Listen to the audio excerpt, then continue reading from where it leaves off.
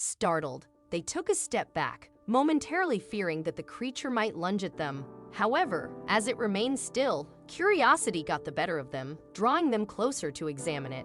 What they found was unlike anything they had ever seen, leaving them puzzled about how it had ended up there.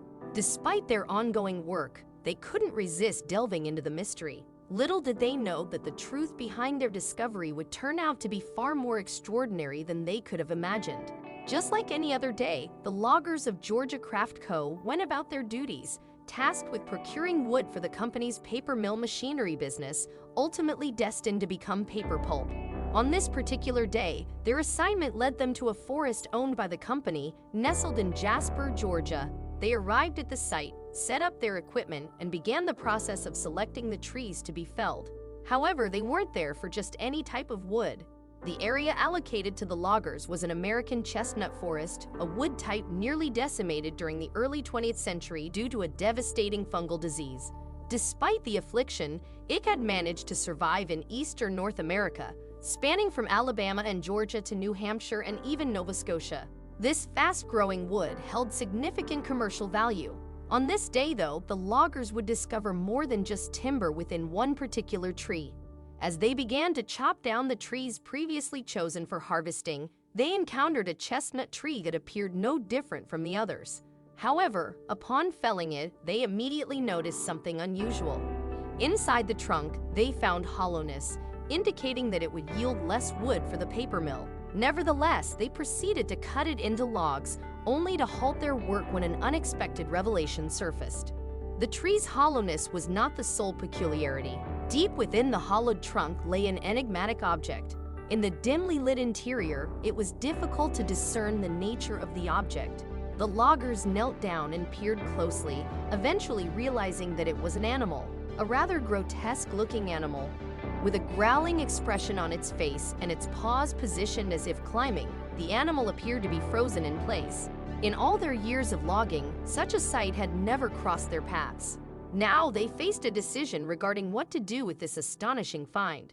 Their primary responsibility was to gather the designated wood and transport it to the paper mill. Yet this was an unparalleled discovery, presenting them with a unique dilemma. They could either leave it in the woods or cut open the trunk, taking the remaining wood. However, they unanimously agreed that this extraordinary find was too significant to be destroyed. Instead, they resolved to seek guidance from someone who could provide insight into the mummified dog they had uncovered.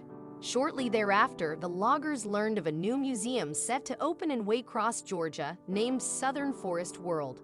This museum was dedicated to the southeastern U.S. forestry industry, showcasing the history of forestry and woodwork from colonial America to modern tree farming techniques. It seemed like the perfect place to entrust their remarkable discovery.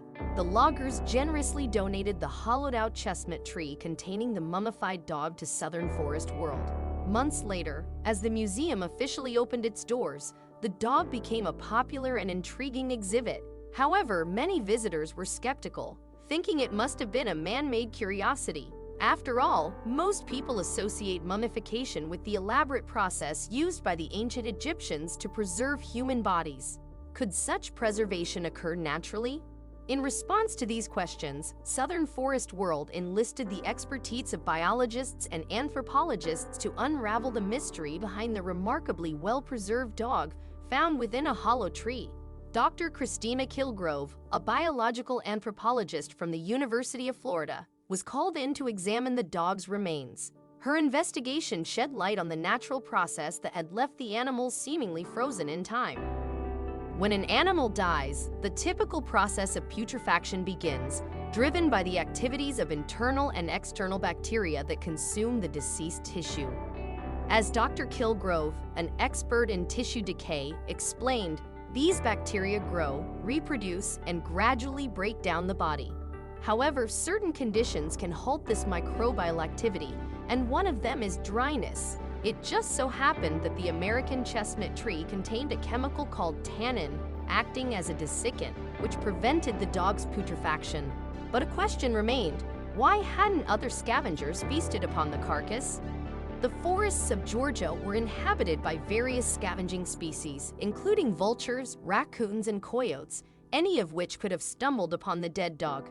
Surprisingly, the tree trunk possessed an accidental chimney effect, with air blowing upward and dissipating the scent of the decaying flesh, preventing it from reaching potential scavengers.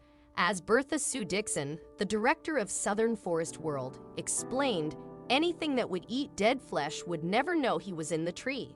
After conducting a thorough examination, experts concluded that the dog was likely a 4-year-old hound who had perished approximately 20 years prior to its discovery by the loggers.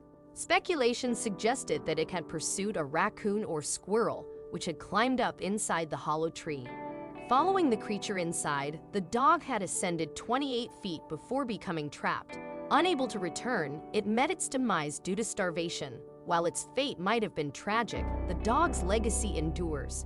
From the outset, the mummified dog became the most renowned attraction at Southern Forest World. The museum staff decided to grant it a place of honor in the center of the main building's rotunda. Visitors relished the opportunity to take photos with it, and its image featured prominently in promotional materials for the museum. Eventually, the staff felt that this remarkable dog deserved a name. Though initially known simply as the mummified dog, it soon became apparent that this title didn't do justice to the dog's enduring appeal. The museum organized a naming contest, inviting fans of the attraction to submit their suggestions.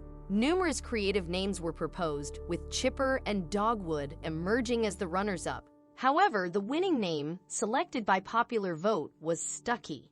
Nowadays, to visit Stucky, one need only make their way to Waycross in southeastern Georgia.